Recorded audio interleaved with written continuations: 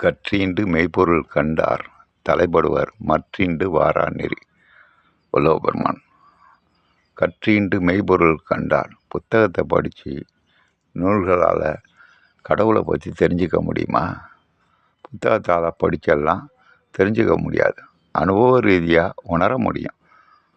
அதை பரிமேலழகர் உரை எழுதுவார்.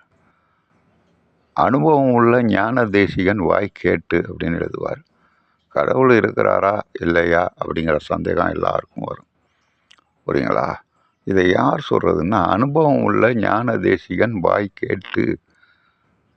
ஒரு ஞானி, வள்ளுவரை போன்ற ஞானிகள் அல்லது மெய்கண்ட நாயனார், மறைஞான சம்பந்தர், அருணந்தி சிவாச்சாரியார், உமாவதி சிவாச்சாரியார் இவர்களெல்லாம் நூல்கள் எழுதியிருக்கிறார்கள். சைவ சித்தாந்த நூல்கள்.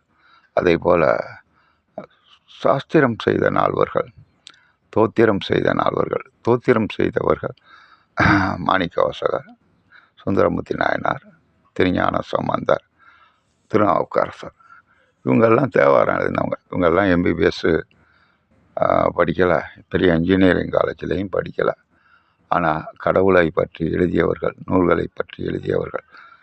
அதனால் அனுபவம் உள்ள ஞான தேசிகன் வாய் கேட்டு அவங்க என்ன மாதிரி சொல்கிறாங்களோ அதன்படி நீ தெரிந்து கொண்டாயானால் இறைவனை உணரலாம். புத்தகத்தால் படித்து நீ கடவுளை பற்றி தெரிந்து கொள்ள முடியாது. இதுதான் இந்த குறளில் சொல்கிறார் வள்ளுவபெருமான். கற்றீண்டு மெய்ப்பொருள் கண்டார் தலைப்படுவர் மற்றீண்டு வாரா நெறி. கடவுளை பற்றி நீ முழுமையாக தெரிந்து கொள்ள வேண்டுமானால் அனுபவம் உள்ள ஞான தேசிகன் எவன் கூறுகிறானோ அவன் வாய்மொழி கேட்டு நீ தெரிந்து கொள்ளலாம். உணர்ந்து கொள்ளலாம். தெரிந்து கொள்ள முடியாது, உணர்ந்து கொள்ளலாம். இப்போது காற்று அடிக்குதுன்னா உணர முடியும். காற்றை காட்டுனா காமிக்க முடியுமா?